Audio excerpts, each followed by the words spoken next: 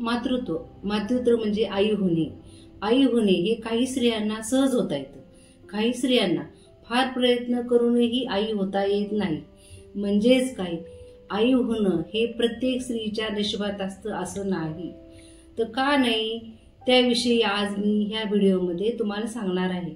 मी doctor Sharda त्र्यंबके माझ्या चॅनलवर आपलं सहर्ष स्वागत करत आहे. आपले काही प्रश्न असतील तर आपण मला फोन करून विचारू शकता. आता आई होण्याचे बहुतेक कारण आहेत, परंतु तुम्हाला काही महत्वाचेच कारण मी सांगत आहे. तर आई होण्यासाठी काय पाहिजे असतं आपल्याला? स्त्रीबीज. स्त्रियांच्या शरीरामध्ये स्त्रीबीज तयार होणं हे महत्वाचं आहे. स्त्रीबीज कुठे तयार होतं? तर पहिली गोष्ट, स्त्रियांमध्ये जननेंद्रिय म्हणजे गर्भाशयाच्या बाजूला ज्या फॉलोपियन ट्यूब असतात, ओव्हरी असते, हेल्दी पाहिजे. म्हणजेच ॲनाटॉमी त्याची व्यवस्थित पाहिजे.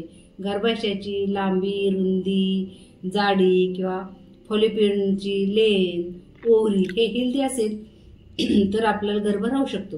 परंतु काही कारणास्तव त्याच्यामध्ये बिघाड होतो. पहिला कोणता? तर PCOD. हे सगळ्या स्त्रियांचं महत्वाचं कारण आहे. कोणतं? PCOD, polycystic ovary syndrome. ह्यामध्ये काय होतं, आपल्या स्त्रियांमध्ये दोन बाजूला राईट आणि लेफ्ट साईडला ओव्हरी असतात. ओव्हरीमध्ये सिस्ट फॉर्मेशन होतं. ते आपल्याला सोनोग्राफी केल्यावर पण कळतं, किंवा तुमच्या स्त्रियांचे काही लक्षण असतात. PCOD मध्ये काय होतं तर आपल्याला अनियमितपणे मासिक पाळी येते. अनियमित म्हणजे 2 महिन्यांनी, 3 महिन्यांनी किंवा 6 महिने पाळी येत नाही. त्याच्यामुळे PCOD मुळे तुमच्या शरीरामध्ये भरपूर बदल होतात. पहिला बदल काय होतो? स्त्रियांचे केस गळतात. दुसरं, चेहऱ्यावर वांग येतात, ॲक्ने येतात. शिवाय नको तिथे केस येतात, म्हणजे दाढेला केस येतात, मिशा पण थोड्या प्रमाणात येतात. शिवाय चिडचिडेपणा होतो आणि वजन वाढतं. म्हणजे स्त्रीबीज तयार न झाल्यामुळे, PCOD मध्ये स्त्रीबीज तयार न झाल्यामुळे गर्भ राहत नाही. म्हणजे तुमच्या ओव्हरीला सिस्ट फॉर्मेशन होतं आणि ओव्हरीमध्ये स्त्रीबीज तयार होतं. म्हणजे आता जे PCOD आहे त्याचं निराकरण करायला पाहिजे, त्याच्यावर ट्रीटमेंट करायला पाहिजे, तर तुम्हाला मूल होणार. आता गर्भ न राहण्याचं दुसरं कारण कोणतं? एंडोमेट्रियोसिस. एंडोमेट्रियोसिस म्हणजे काय? गर्भाशयाच्या आतील बाजूला एक प्रकारचा थर असतो. तर थर जर जाड झाला तर ज्यामध्ये बाळ आपलं राहतं किंवा प्रेग्नन्सीमध्ये हेल्दी जे गर्भाशयाच्या आतील आवरण पाहिजे ते राहत नाही. म्हणजेच एंडोमेट्रियोसिस हे कशामुळे होतं? जर लहानपणी तुम्हाला ट्युबरक्युलोसिस झाला असेल गर्भाशयाचा, किंवा पांढऱ्या अंगावर जात असेल. तिसरी गोष्ट, पेल्विक इन्फ्लेमेटरी डिसीज म्हणजे गर्भाशयाचे काही आजार झाले असेल तर गर्भाशयाचा आतील थर जाड होतो आणि गर्भ राहण्यास मदत होत नाही. ते आपल्याला सोनोग्राफी केल्यावर पण कळतं, किंवा त्या स्त्रीला आपण गर्भाशय चेक करतो, म्हणजे वरून ॲब्डोमिनल चेक केलं तरीही आपल्याला कळतं की तिला एंडोमेट्रियोसिस आहे. त्याच्या विशिष्ट प्रकारची ट्रीटमेंट केली तर तो आजार बरा होतो. आता आपलं पहिलं कारण काय झालं? PCOD. दुसरं कारण काय झालं? एंडोमेट्रियोसिस. आणि तिसरं कारण कोणतं असणार? ज्या गर्भाशयाच्या बाजूला 2 फॉलोपियन ट्यूब असतात त्या ब्लॉक झाल्या, त्याला ट्यूबल ब्लॉकेज म्हणतात. तर ब्लॉक झाल्यानंतर काय होणार? जे ओव्हरीमध्ये स्त्रीबीज तयार होतं ते कुठून येतं? फॉलोपियन ट्यूब मधून गर्भाशयामध्ये येतं. परंतु तुमच्या जर ट्यूब ब्लॉकेज असेल तर जे हेल्दी ओव्हरी मध्ये तयार झालेलं बीजांड ओव्हम हे गर्भाशयामध्ये येणार नाही आणि गर्भ राहणार नाही. हे आपल्याला सोनोग्राफी केल्यावर कळतं की ट्यूब ब्लॉकेज आहेत का ब्लॉकेज नाही. परंतु आपल्याकडे विशिष्ट प्रकारची फिजिओथेरपी केली ते फॉलोपियन ट्यूबचे ब्लॉकेज निघतात आणि जे हेल्दी स्त्रीबीज आहे ते गर्भाशयाने मदत होते. आता आपल्याला माझ्या माहितीनुसार 3 कारणं तुम्हाला माहीत झाली. एक PCOD, दुसरे एंडोमेट्रियोसिस आणि तिसरं काय? Tubal blockage. आता चौथं कारण कोणतं तुम्ही म्हणाल? चौथं कारण म्हणजे लो AMH. म्हणजेच काय? आपलं स्त्रीबीज तयार होण्यासाठी प्रत्येक स्त्रियांचं AMH हे व्यवस्थित पाहिजे. म्हणजेच काय? फॉलिकल. तरुण स्त्रियांमध्ये चांगल्या प्रकारे AMH असतो आणि मेनोपॉज स्टेजमध्ये तो लो होतो. परंतु आजकाल दगदगीच्या जीवनामध्ये किंवा स्त्रियांनी आरोग्याकडे लक्ष दिलं नाही, तब्येती व्यवस्थित जर जेवण केलं नाही, काही इतर कारणामुळे त्यांचा लो AMH व्हॅल्यू होतो. म्हणजेच आपल्याला काय करावं लागेल, गर्भ राहण्यासाठी तुमचा जो लो AMH व्हॅल्यू आहे तो वाढवावा लागेल. म्हणजे स्त्रीबीज तयार होण्यासाठी प्रयत्न करावा लागेल. आणि आता 5वी गोष्ट कोणती असेल गर्भ न राहण्याची, तर जाडी, ओबेसिटी. ओबेसिटीमुळेही गर्भ राहत नाही. ओबेसिटीमुळे आपल्या पूर्ण बॉडीला फॅटचं फॉर्मेशन होतं. फॅट वाढल्यामुळे आपल्याला गर्भ राहत नाही. मूल न होण्याचे आणखी कोणते कारण असतात स्त्रियांचे? भरपूर कारण आहेत. परंतु आता दुसरे कारण काय असेल, स्पर्म. जर शुक्राणू जर स्त्रियांच्या शरीरामध्ये व्यवस्थित गेला नाही तरीही गर्भ राहत नाही. म्हणजे ह्याला कारणीभूत कोण? पुरुषही जबाबदार आहेत. जसे मूल न होण्यासाठी स्त्रिया कारणीभूत आहेत, तसंच पुरुषही कारणीभूत आहेत. परंतु 90% स्त्रियांमध्येच दूषित म्हणजे अडथळा असतो. पुरुषामध्ये एवढा काही प्रॉब्लेम नसतो. तरीही जो स्पर्म असतो, काही स्पर्म हा डिफेक्ट असेल, त्याची मोर्टॅलिटी कमी असेल किंवा स्पर्म काउंट कमी असेल, तर जो शुक्राणू गर्भाशयामध्ये जातो तर गर्भ राहत नाही.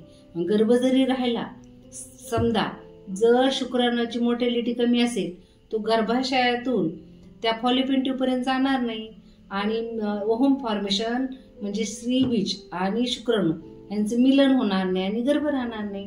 समजा काही हॉर्मोन डिस्टर्ब असेल स्त्रियामध्ये, तरी प्रेग्नन्सी राहिली, म्हणजे एखादा व्हायरस असेल, रुबेला असेल, CME व्हायरस असेल, तरी पण स्त्रियांचे अबॉर्शनचं प्रमाण वाढतं.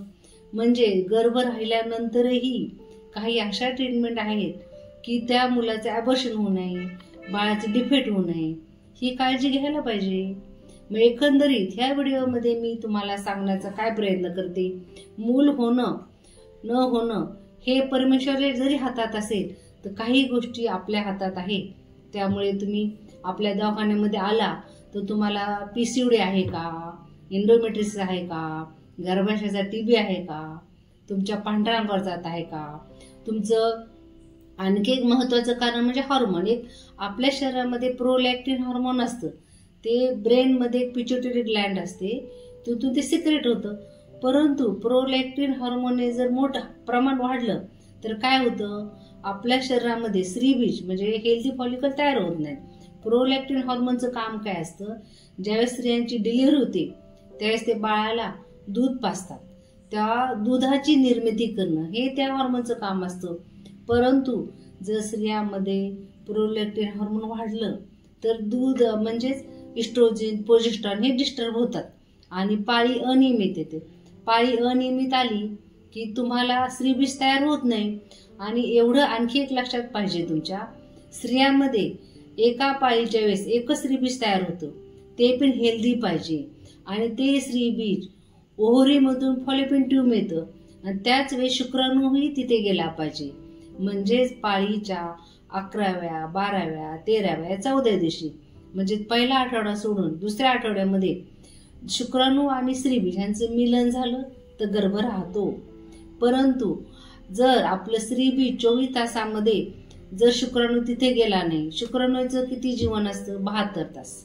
72 तासापर्यंत शुक्राणू जिवंत असतो आणि 24 तास स्त्रीबीज जिवंत असतो. त्यामुळे त्याच वेळेस ओव्हुलेशन व्हायला पाहिजे. ओव्हुलेशन म्हणजे स्त्रीबीज किंवा बीजंड हे फॉलिपिन ट्यूब मधून गर्भाशयात येणं महत्वाचं आहे आणि त्याच वेळेस शुक्राणूही तिथे जाणं महत्वाचं आहे. त्यावेळेस तुम्हाला गर्भ राहतो. ही टोटल प्रोसेस म्हणजे गर्भ राहणं ही टोटल प्रोसेस ही कशासारखी असते, शेतीसारखी असते. शेतामध्येही आपण बी लावतो, त्यामुळे शेताला नांगरावं लागतं, तिथलं गवत काढावं लागतं, पाणी व्यवस्थित द्यावं लागतं आणि शेतीमध्ये जे बीज पेरतो तेही हेल्दी पाहिजे.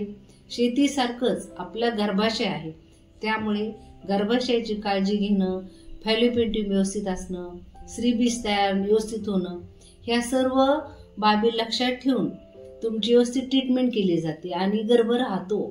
कारण माझ्या दवाखान्यामध्ये असे बहुतेक पेशंट आहेत ज्यांनी IVF केलं किंवा इंजेक्शन घेतले, गोळ्या घेतले, तरीही त्यांना फरक पडलेला नाही. परंतु आपला दवाखाना छोटा आहे, परंतु मी काय करते, प्रत्येक पेशंटचं स्टडी करते. त्या पेशंटला प्रॉब्लेम काय आहे, मेंटल डिस्टर्ब आहे का, त्याला काही टेन्शन आहे का? मानसिक तणाव असेल तरीही गर्भ राहत नाही. स्त्रीचं आरोग्य हेल्दी असेल तर हेल्दी स्त्रीबीज तयार होतं आणि तिला गर्भ राहतो. म्हणजे शरीरामध्ये तुमचं रक्ताचं प्रमाण व्यवस्थित पाहिजे, बाकीचं उष्णता पाहिजे नाही किंवा थंड वातावरण पाहिजे. स्त्रियांचं शरीर अल्कलाईन पाहिजे. अल्कलाईन असेल तर गर्भ राहण्यास लवकर मदत होतो.